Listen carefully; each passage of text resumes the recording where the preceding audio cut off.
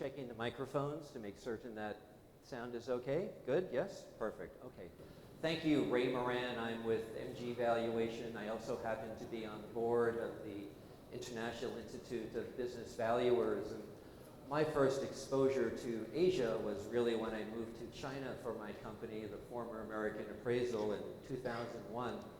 And over the years, I've been involved in India since 04, 05, when American Appraisal started its operations in India by poaching a lot of talent from Deloitte. And of course, since then, Duff & Phelps has poached American Appraisal and gone on to Duff & Phelps India. But I've been involved in transactions in Asia and India for a substantial amount of time. It's really a topic of interest to me, and especially exciting to see the growth of what's happening here in India in the profession.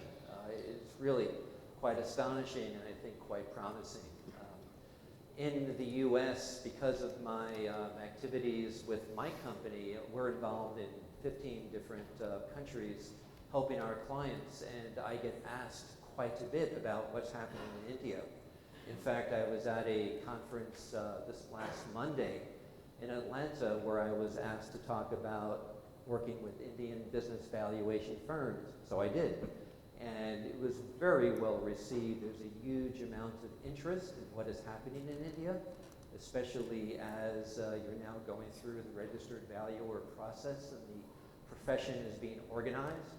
And in fact, I'll be speaking at the AICPA conference this November in Atlanta on global trends in business valuation with Mark Zyla, who's chair of the Standards Review Board for the IBSC. So all of this, I think, is just bringing even more exposure and interest to what's happening, especially as India's economy continues to grow. The rapid growth of private equity activity here in India is quite impressive, and the opportunities for the valuation profession as well at the same time. So with that long background, it's a great panel. We'll have a chance to talk about best practices on many different topics, but I think we'll start by asking Rajesh, in terms of his operations, he's in every major geographic part of the world, including the US, and one of the topics I always hear of interest is developing a cost of capital that's supportable. So perhaps a few thoughts you could share with us on that topic. This is in the Indian framework, right? Yeah, India, yes, correct. So, just a background. We've been doing valuations for almost now 10 odd years, and the way that the valuation practice for us has developed is that we were primarily in the United States. Our clients are basically companies from India who acquired assets in North America and Europe. And the way that when we started doing valuations, we used to do a lot of built-up method for valuing or for coming to a cost of equity. We kind of changed that, and then we've moved on to a modified capital asset pricing model. We would still like to, in our analysis, in our work papers, look at built-up method as well. So as we all know, there are various components which basically put together, and you get to a cost of equity, WACC, if you're looking at discounting the free cash flows to the firm. When we looked at India and when we started doing valuations, first thing that we noticed is that, hey, you know what? Where are these data sets coming from? And frankly, that was the first challenge that we faced. In the United States, a lot of things have been debated and laid to rest. We used to look at Ibbotson, which is now a publication which is, I think, Duff & Phelps acquired it, so we are looking at that. But coming to India, the cost of capital, so obviously, because we are looking at a universal, model, but coming to, you know what your risk-free rate is. We're generally looking at a 10-year Government of India bonds. You're looking at the market risk premium. You're looking at the beta. So most of these things, fairly, you have some sources. We do use Bloomberg as well as S&P Capital IQ. When we started out, we were also using Yahoo Finance a lot, regressing it ourselves to the Sensex or the Nifty, getting the beta as well. Then when we came down to looking at company-specific risk premium or a size risk premium, that's where we faced issues. And when I say issues, these are issues basically because we have a couple of questions from the regulators because a size risk premium or a company-specific risk premium seems to be alien. So basically talking about educating people who are actually asking us questions as to what these are. And from there, if I can just take a step back, I think more and more of our valuations on the company-specific risk premium is something which is adjusted. But the way that the valuation profession, and I think as professionals, all of them with their reports, they are in a way putting the alpha a part of the company-specific risk premium. They don't like to see a size risk premium being shown separately. So what do? We basically go with what has been given by Duff & Phelps cost of capital, the size risk premium, and we kind of use it as a proxy. Now, whether it's a correct way of doing it, maybe not. But I would definitely like to hear other panelists' views on that. So yes. So for us, till the point in time that we look at the capital asset pricing model, we are looking at India. And when we come to adjustments for size risk premium, we are looking at Duff & Phelps. We tried to do an analysis, my team is here, we tried to do an analysis wherein we looked at the returns of the India market, the large cap versus the small caps. And surprisingly, the small caps return were, as a matter of fact, lower than the large cap return. So that went out of the window. But yes, so that has been a challenge. I think what we have been doing, because of a lot of discussions with various firms, various valuation professionals, we seem to have kind of settled, let's say we've taken a middle ground here, but definitely would like to know your views, my esteemed panelists, as well as people from the audience, as to what they are doing on this particular aspect. Darpit, any thoughts on cost of capital? Yes, definitely. So I agree with Rajesh that size premium is an issue in terms of the knowledge with other valuers as well as the amount of data available with us. So we find the same problem that if we try to do mid caps and take small caps, the return given by these stocks are lower than that given by the large caps.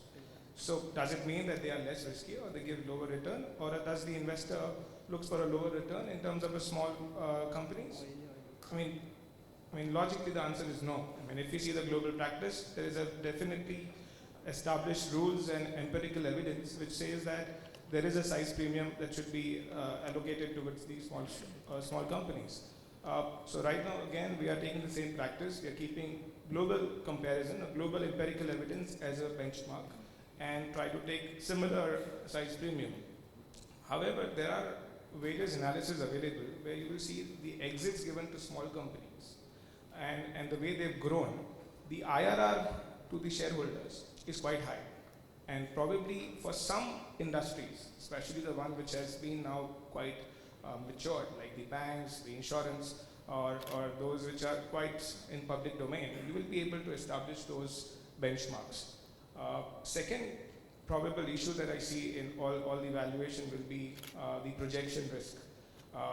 Cost of capital is a concept about the opportunity cost.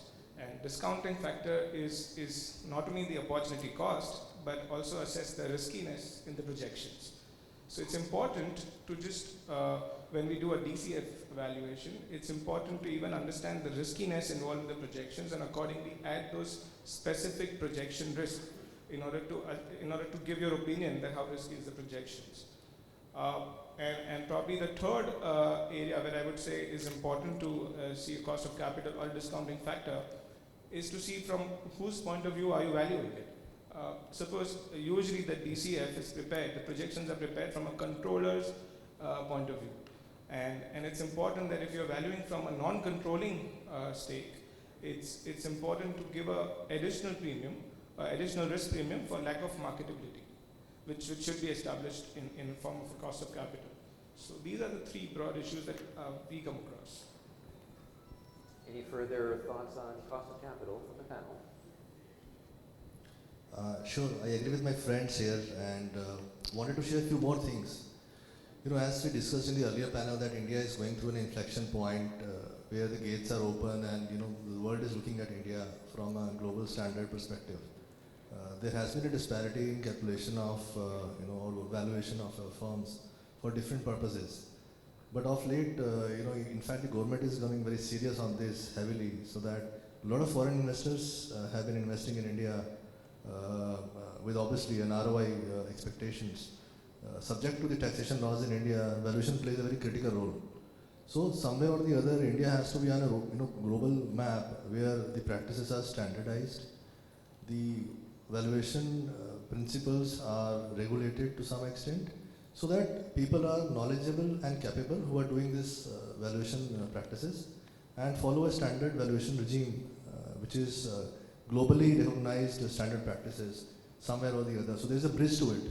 So as we all share the challenges of Indian valuation issues, the prima facie issue starts from the lack of information, both from the market standpoint and from the company standpoint.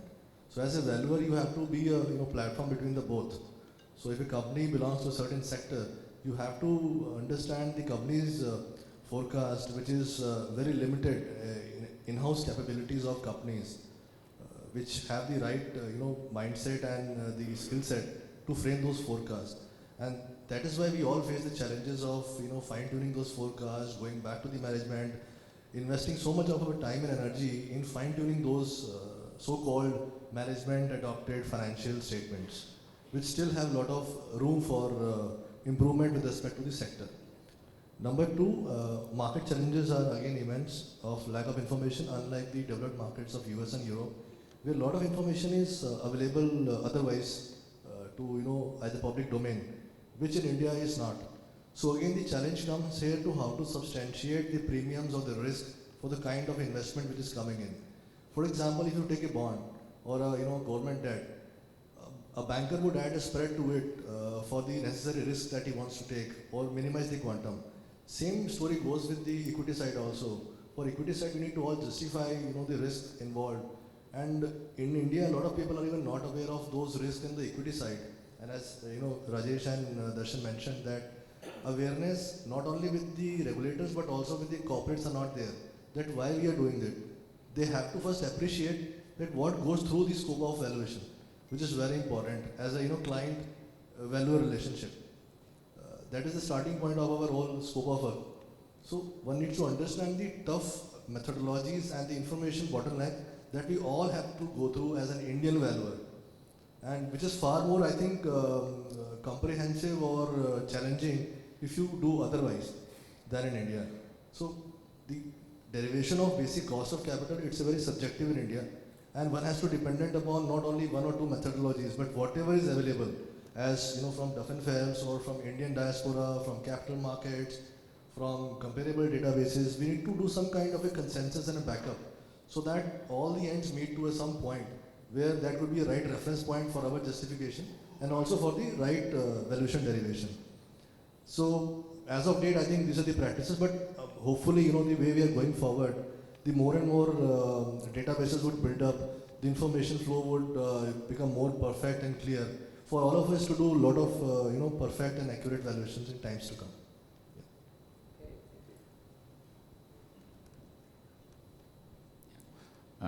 I think it's interesting that as valuation firms, we keep talking about discount rates, multiple, and valuation. I feel in a simplistic way, it's all about capturing the risk, either in the cash flow or in the discount rate or growth. Ultimately, three buckets where you try and factor your analysis.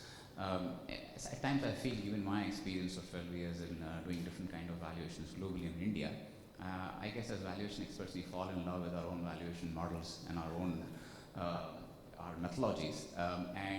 What time has taught me is that if you focus more on what the clients do, what the client's business is all about, I think that's where, to bring in the best practices in valuation, you need to be more research oriented if you need to be a good valuation firm. I think that's where I believe there is a gap in terms of how the industry, how the professional ecosystem goes about doing valuations. Because ultimately, beyond a certain point, we need to live with what data we have, right? We need to live with the comps that we have. We need to live with the discount rate estimates we have.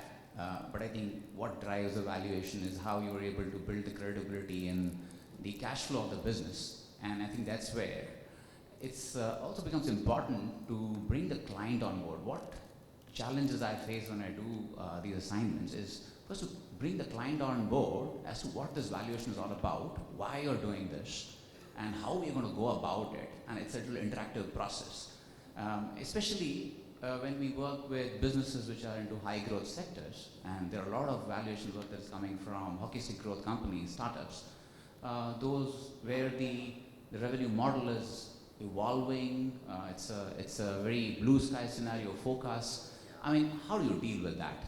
I think that's where in these kind of valuations you need to focus more on what the company is doing, what's the industry value chain, what's the competitive landscape, and how this company is going to exploit this market opportunity that presents itself. So I think that's another interesting angle beyond the numbers that we keep talking about. I think that's where as valuation firms we need to understand that this profession is not only about doing a right DCF or doing selecting the right multiples. It's not only financial. It has to be consultative. It has to be very research intensive. I think that's a kind of a different point I want to make, taking a cue from about management focus. I think for me, most of the time that I spend on valuation is making sure that what input we have got from the client is credible enough for me to use. So that diligence mindset is something that I believe any valuation professional should kind of keep more focus on. I agree. Pratik, from a private equity point of view? I'll actually restrict my answer to the pure pure CAPM question that you asked. So only from a CAPM, I agree with the views of all the panelists. But if you look at it at a very practical view from CAPM alone, so if you look at CAPM, there are three parts to it: the risk-free rate of return, the beta, and the market risk premium. Now, the risk-free rate of return does not change from company to company or from industry to industry or from stage of the company to the stage of the company. So it's true for market risk premium. These are variables which are absolutely, regardless of the underlying cash flows, are going to be constant at a given point in time. Can we have a simple directive or a regulation or an informal arrangement between at least all the valuation professionals that if the valuation data is between so and so, we use this as the risk-free rate of return, because it's dependent on the economy. It's not dependent on the underlying company, both these variables. So that was one very simple. So, all we are trying to do is, while yes, valuation will always be subjective, we are trying to standardize it to the extent possible and reduce points of friction there. So risk-free rate of return has to be standard. Market risk premium has to be standard given the date of valuation. So maybe every 3 months, every 6 months we update it. So if your date of valuation falls between this period, please use this as either the market risk premium or the risk-free rate of return. Again, the next answer that I would like to make is, next comment is towards the end result. So, like he said, we have to be conscious of the size and so many other factors. We also have to be conscious of the fact whether we are valuing the company or the shares of the company. The company valuation is a little different from the valuation of the share of the company valuation is say 100 for the sake of argument. But 51% of that company will not be valued at 100. Those shares suddenly will have that control premium, etc. Again, can we have some reasonable standard range that, if you're acquiring more than 26% or more than simple minority, this should be a premium. If it's more than 50%, this should be the premium, and if it's substantial majority, then this should be the premium, which might be different from the value of the underlying company. Those are my very quick comments. Those those are great comments. I'd like to move on to another question, one that's always an issue when my valuations are reviewed in the U.S. Bharath, this is really working with management forecasts. If you have any thoughts on that topic. I think I've already kind of given an overarching theme that as valuation experts, we need to learn the art of engaging with the client in such a way where the client is himself involved in the valuation process in terms of giving more information for us to say that the fee forecasts are reasonable. And I think it's a mix of both, as I said, interaction with the client, engaging the client, as well as doing very intensive research, asking those right questions, so that you come across as somebody who understands this business. And I think that's where the clients get motivated to give you more information. And at times, I think, I'm sure my other learned colleagues will agree, when you're doing certain complex valuation, gathering the information from the client, because sometimes the client understands, we've given your financial statements, we've given you our investor presentation, and that's about it. You spit out a number. I think that's where one area we will focus on. In touching upon the topic of control premiums, and again, I'm not the most knowledgeable subject, but I believe there are two schools of thoughts, and I like the first school of thought, which basically says that the control level of value is more determined by the character of the cash flows rather than whether you take a control premium or not. I think you need to establish first that the control level the control level shareholders will have disproportionate cash flows. You need to demonstrate and establish that first before you actually apply any adjustment for control or minority. I think ASA is that school of thought, given whatever education that I've gone through. And there are other schools of thought which actually apply a control premium. I like the first school of thought which says that if you need to make any adjustments for control or minority, make it on the cash flows rather than coming up with a number which is a control premium or a discount, because that's a bit of a black box. So if you can demonstrate that, if you can establish there is control or a discount, demonstrate that in the cash flows and adjust the cash flows rather than applying. So I like the other school. I'm not saying the other school of thought is wrong, but I like the first school of thought. So if I could just add to a couple of things that you said. Yes, when we are looking at valuing companies, we really want to kind of sit down with the client and listen to the story that they have to say. Because at the end of the day, if you've not understood the business, if you've not understood the narrative, where they're coming from, you will not be in a position to value the company. It's very simple to look at 5 years of forecasts, put a discount rate and say, hey, this is the value. But you'll be doing a disservice to the client if you're not able to understand that what extra is he or she or his business is bringing to the table. And many a times what happens is that we also advise a lot of startups, VC or PE, depending on which stage that they are. We see that happening most of the time. And I think, the last session, I think a couple of years back when Aswat was here, he was addressing the CFA Institute. And that's when he said that we as accountants at times, we are looking at 5 years of forecasts. And because we've looked at history, we are more, wanting to value the business because, we've looked at history. But what happens if it's a startup? And I think at that point in time, the story is more important than the number crunching. And if you are in that phase with the client for a couple of years, you can be wrong. Because imagine the value of Facebook when they were just primarily coders versus the value of Facebook when they actually made it big to the market. So if you know the story, yes, you can value it, and don't be afraid to be wrong, because you will be wrong, especially in the startup space, right? You will be wrong. But at that point in time, your assumptions based on which you've actually valued that company, that is what should be consistent. So that's what I believe. I have a couple of comments on control premium as well, but I think I can come on later. Okay, thank you. Darpit, I had a different question for you. More and more I see global firms expanding their operations, and I see affiliations as local firms try to get input worldwide, if you will. Your firm is quite large, obviously, Baker Tilly. I'm curious, how does your interaction go with other countries or regions? Yes, so in that regard, we have an established practice to every month we have all the heads of valuation come together on a call. We discussed the key assignments that we are managing, the issues that we are facing, especially in terms of technology startups, especially around cost of capital, and we ensure that all the issues, and we find out that the issues are largely more similar. It's issues faced by India, it's towards projections of the company is very similar to the guy sitting in US, even he faces the same problem.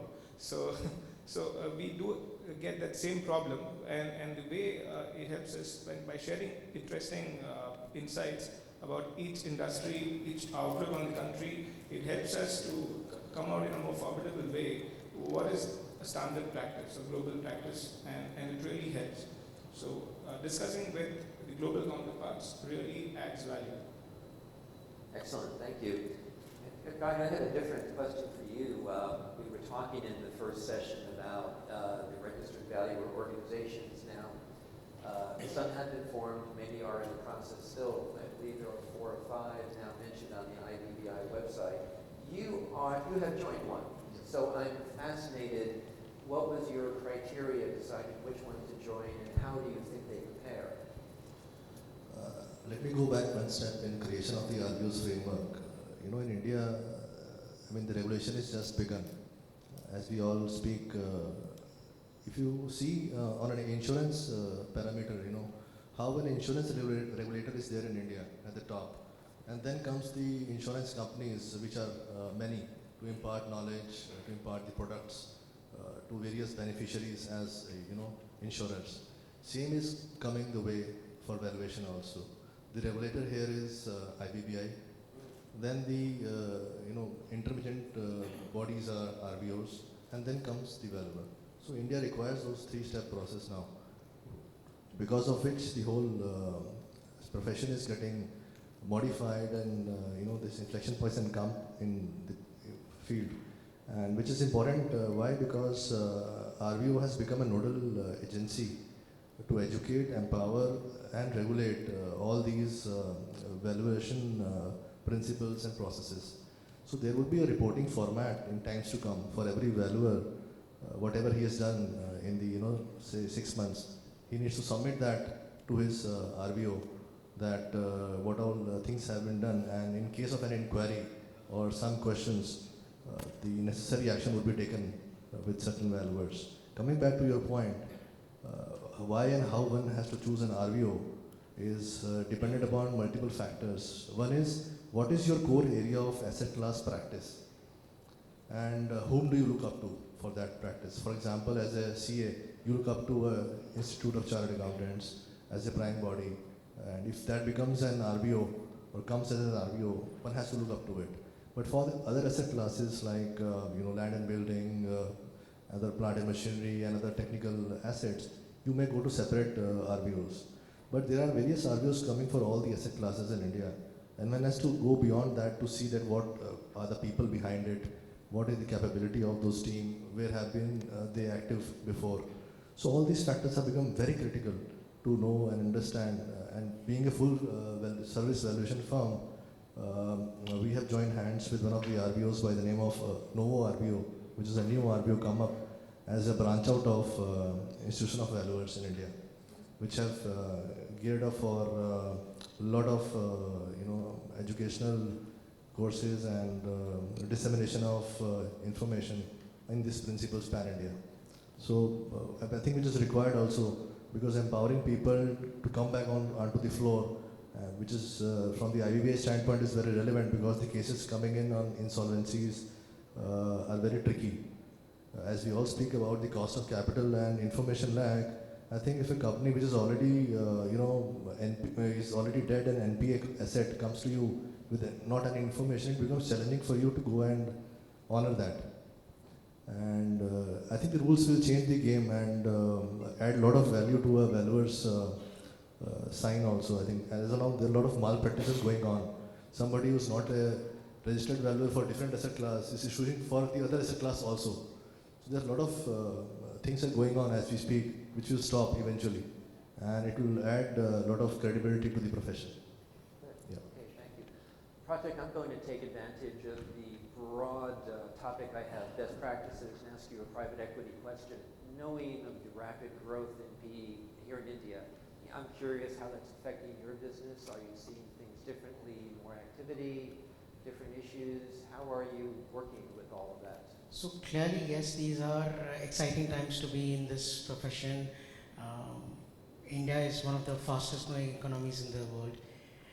The PE is in India sitting on a very high dry powder, which means a lot of investments will be happening. And every time there's an investment, so for every investment that happens, there are about 5 to 10 valuations that happen because there are at least 4 or 5 that get rejected for every that happens. So it's exciting times for us. However, there are challenges in the sense when you're asked to, from either side, when you're asked to value a company which has no history, I mean, I'm talking about early stage P here, becomes a challenge. It is in a space which has, the industry itself has no history. So if I have to value a company in, say, high-end robotics, I have very little to fall back on, at least from an Indian perspective.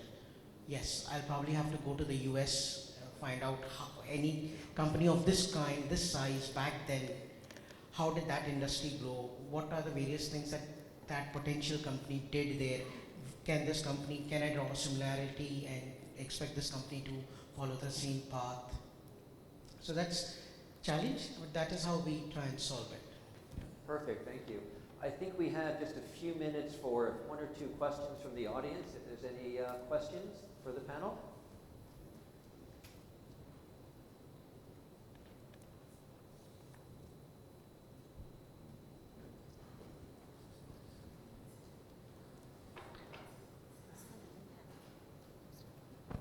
My name is Mohit Mehta. Question to you, sir, the moderator. How the practice of valuation in most of the country where you have been, what kind of structure a valuation firm has? Is it individual or a company or a limited liability partnership, or could be any other structure? Because in India, we are coming with this new concept, so we want to know the global practices. Oh dear, that could be a long answer. We'll have to take part of that offline, I think, to follow up. But I think it's going to vary, obviously, country by country, given very specific laws and rules that are inherent to each one, from many different factors, beyond tax and whatever. So there are many different attributes to it. Yeah, I'm happy to follow up on that discussion. I happen to come from the country, the United States, where, of course, we have a half dozen, if not more, different valuation organizations giving the alphabet soups of designations. So I'm actually quite jealous. Everyone will have one here, registered valuer, like the 2 or 3 behind my name. Anyone else? Okay. Last 3, 1, 2, 3, here we go. My name is Jaishankar. I was recently helping a large family business to get listed over the 2 or 3 year process. As a part of that, multiple entities, 13 of them got consolidated into one private limited company, and we had to do a valuation to justify later on, because it was done on a fair valuation basis. Now when the valuer issued the report, what I noticed was there was a entity specific risk premium which we were discussing earlier of 3.5%. And I was just trying to understand repeatedly why 3.5%. And I didn't get any conclusive reply, because it could be 1%, 2%, 3%. There has to be some basis on which, because the other aspects, as you said, were quite clear. The risk-free rate and the market risk premium, that was all okay. Now, as far as this particular issue is concerned, because it has a defining impact, it's almost like 15 to 20% of the cost of equity when you look at that 3.5% number. So, I know it's a grey area, as you guys highlighted, but can you throw at least some more light on it? Can I answer this? And I hope I'm not quoted anywhere. So, was the valuation dependent on the value that he arrived at, or was the merger or consolidation already done and he was asked to justify it?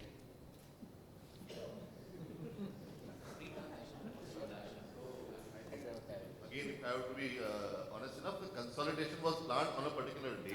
I know the answer before I ask the question. Right? The value was not determined. The value obviously was not determined. I would say at times there are situations where the value is determined and you work backward. That was definitely not the case. But yes, the consolidation was planned that this has to happen. And this was being done because ultimately when you go out and file your returns, you will be asked on what basis have you acquired the company. And because the goodwill depreciation and all that may also come in. So I think the tax planner or the tax advisor played a much bigger role in this valuation than the valuer or the company. The tax advisor himself got the valuer, so you are right, absolutely. I am more concerned with where that entity-specific risk premium comes from. If anyone can Maybe the answer lies in the fact as to what would have happened if 3.5% was not used. What would have been the tax impact of the 3.5% not being used? Therein where I think lies the answer. No more. Can I just quickly address this question? So this is typical to what we see on our valuations. So most of the risk, if what rightly said, if it's captured in the cash flows, you do not make a company-specific risk premium add-on. So let's say this could be that you might be having aggressive projections, and as much as you've told the management they are not ready to pare down the projections, so that could be one. There could be some significant customer concentrations that a significant amount of revenue, 70-80% of revenue coming from one customer. There could be some geography that they are basically working in, and all of these, the risk typically should be addressed in the cash flows. I'm saying that if some of the risk is not addressed in the cash flows, that's where you go ahead and make those adjustments as company-specific risk premium. We as a firm, we've got 10 to 11 parameters. We put a 0.5% to each one of them for various clients, and so that, at the end of the day, our analysis is audited. So auditors like to see that, okay, what are the various components for which you've added? So we do a 0.5% to each of the parameters, and let's say if there are 7 parameters coming to 3.5, you have your answer. I don't know if we are out of time. We are? Well, I think we have just one more question. Okay, thank you. Yeah, hi. My name is Asim Mankodi. So, regarding the cost of capital, I just wanted to understand how much weightage would you give to a cost of capital optically? We may arrive at a CAPM number at say 15%, but let's say if you are valuing a startup, obviously 15% for a startup would optically itself look sort of incorrect. Now, how do we bridge the gap between say 15 and 25?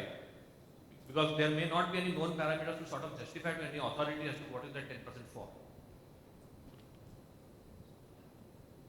I guess, again, if you're valuing a startup, if you're using CAPM, obviously there's going to be a huge alpha.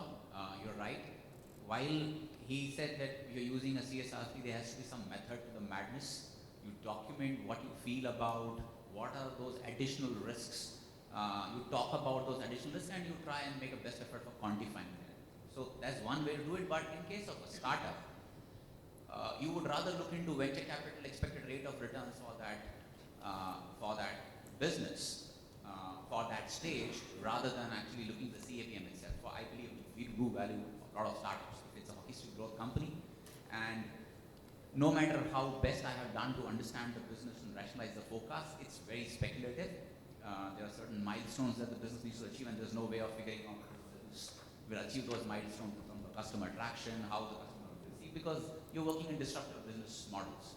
In that sense, it's okay for a valuation firm to use a higher discount rate using the venture capital rate of return. I think if that's what you live with, and you need to kind of justify that in the report. I think again, as my friend pointed out, the story behind the valuation in a startup is more important than the number itself. And I think that's where we need to do a good job in the report of explaining all that. Just quickly add to this, the venture capitalist return, the rate of return could be as high as 40%, 40-45%. So, so there are some models which was, I think, issued around 20 years back, but we still get to see those models being used in practice.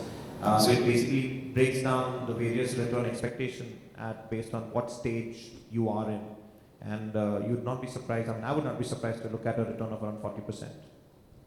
I'll also just add in quickly that to just, the objective is to document how objective is our cost of capital. There is no subjective element in it.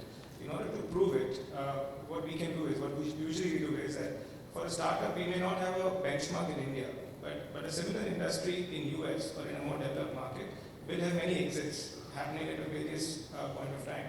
So we look at the IRR provided to the shareholders who invest at various point of time and see how much have they got their return. The venture capital will be expecting a similar return, or at least we can document very objectively that this is the return given to the erstwhile shareholders. So that's how we can make our evaluation report a more objective and remove the subjective element of two values. Okay, and with that, I'd like to thank the panel for their time. I'd like to thank the audience for your questions and listening to us. Thank you so much. I request the panelists to please stay back. Once again, I want to thank our moderator speaker and all our esteemed panelists for sharing your views and thought in this session. Now I request you to please come forward for a group picture.